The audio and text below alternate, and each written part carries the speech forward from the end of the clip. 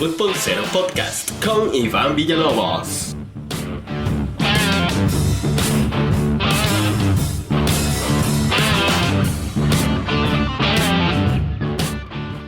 Hola, ¿qué tal? ¿Cómo te va? Bienvenido a un nuevo episodio de Fútbol Cero Podcast. Eso sí, punto y aparte, yo creo que ya se dieron cuenta. Es el primer episodio que es un video podcast.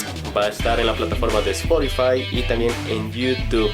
Ya tenemos canal de YouTube, eso es muy positivo. Hay que hablar del tema que nos dejó el fin de año. Es lamentable porque es una gran pérdida para el deporte, para el fútbol. Un hombre que marcó la historia con la selección carioca, con el Scratch du Oro, el que para muchos es el mejor futbolista de la historia, para otros no. Pero vamos a hablar del Rey Pelé o Rey Pelé. Es un exfutbolista, evidentemente, y exministro de deporte. Nació en Minas Gerais un 23 de octubre de 1940. Fallece un 29 de diciembre del año 2022 en lo que es en Sao Paulo, Brasil. ¿Qué podemos decir de Edson Arantes do Nascimento Pelé? Es a veces un poco difícil de hablar porque es una persona que, más allá de lo que fue el fútbol, siempre se mantuvo neutral. No era un tipo que le cayera mal a la gente, era una persona bastante educada, un señor bastante simpático que, como lo digo,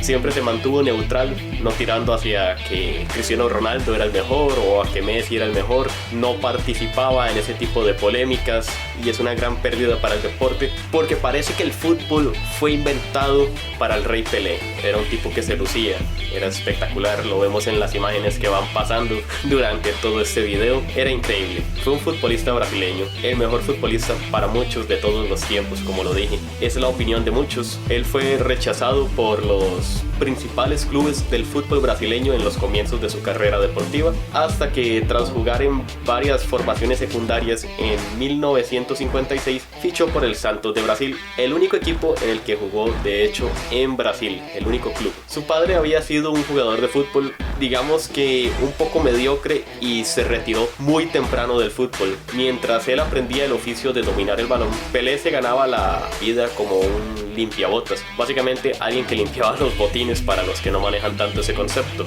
Pero a los 11 años ya se habían fijado en él y a los 15 llegó al Santos, el equipo de su vida, como lo dije anteriormente. También la selección brasileña es el gran equipo de la vida de Rey Pelé. Entre 1956 y 1974 Pelé ofreció en el Santos verdaderos recitales futbolísticos. La Perla Negra, uno de los apodos que recibió, era un jugador de corpulencia media que jugaba con gran habilidad técnica, un poderoso disparo con ambas piernas y una inusitada capacidad de anticipación. A lo largo de su dilatada carrera deportiva, Pelé ganó con su club 10 campeonatos paulistas, siendo el máximo goleador en 11 campeonatos, 5 torneos de Río Sao Paulo, 2 veces la Copa Libertadores y otras 2 la Copa Internacional en los mismos años, 1962 y 1963. En el 62, el primer campeonato mundial de clubes. Pelé debutó con la selección brasileña con tan solo 16 años y ya entonces su contribución a la magia del juego carioca fue clave para la obtención del título mundial en Suecia 1958. La incorporación de los jóvenes Pelé y también Garrincha puso en marcha un juego artístico, fluido y dominador, al que popularmente se le conoció como el Jogo Bonito, que muy poco de hecho tenía que ver con el fútbol de fuerza y pelotazo de los conjuntos anglosajones, con la improvisación de los mediterráneos. Se iniciaba así en los campeonatos mundiales una etapa brillante, marcada por la figura legendaria del Rey Pelé, que asombró al mundo con su juego, su clase y su intuición, su control de la pelota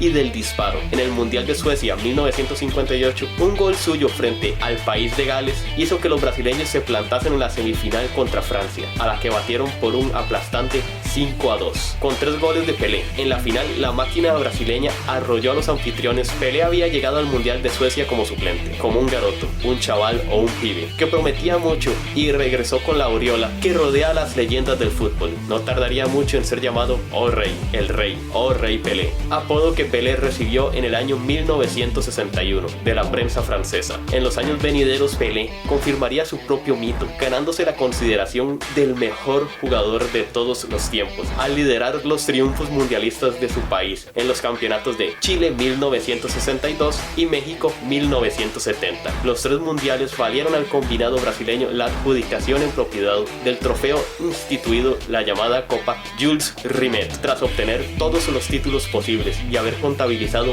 más de 1000 goles marcados en partidos oficiales. Para ser exacto, 1284 goles en 1363 partidos según las estadísticas oficiales. Anunció su retirada del deporte activo en el año 1974. Sin embargo, Pelé, cuyo seudónimo carece aparentemente de significación alguna, fichó en el año 1975 por el Cosmos de Nueva York, equipo constituido por un conjunto de grandes figuras del fútbol a fin de promocionar este deporte en los Estados Unidos. Después de retirarse definitivamente en 1977, O'Reilly recibió numerosos galardones y reconocimientos, tales como el Premio Internacional de la Paz en el año 1978 o el Atleta del Siglo en el año 1980. Aureolado por una fama sin fronteras y habiéndose convertido en el deportista mejor pagado hasta el momento, Pelé inició su carrera relativamente exitosa en el cine. Llegó a participar en un largometraje de John Hudson, Evasión o Victoria, de 1981, y en la música como compositor de varias piezas, entre ellas las que se incluye la banda sonora completa de la película de carácter biográfico Pelé en el año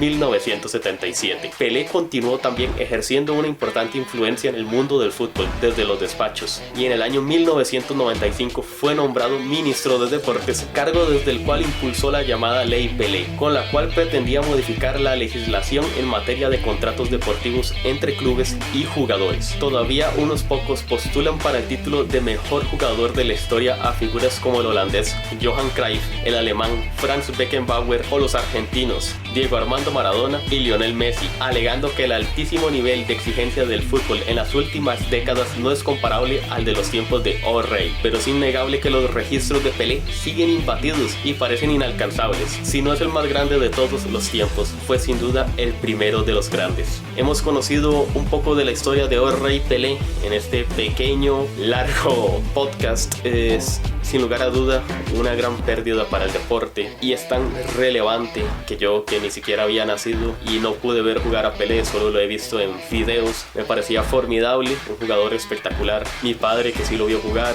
fue un gran admirador de Pelé, y ves a chicos como la edad de mi sobrino, 8 o 9 años, chicos un poco más grandes, que tal vez no les afecta tanto el fallecimiento de O'Reilly Pelé, pero sí los ves con esa cara de tristeza, con esa cara larga, diciendo o pensando: se ha muerto una de las grandes leyendas del fútbol. No queda nada más que decir: descanse en paz, O'Reilly Pelé, mucha fuerza a su familia, a sus allegados, mi más sentido pésame. Este es el primer episodio en video, esto fue Fútbol Cero Podcast, yo soy Iván, muchísimas gracias.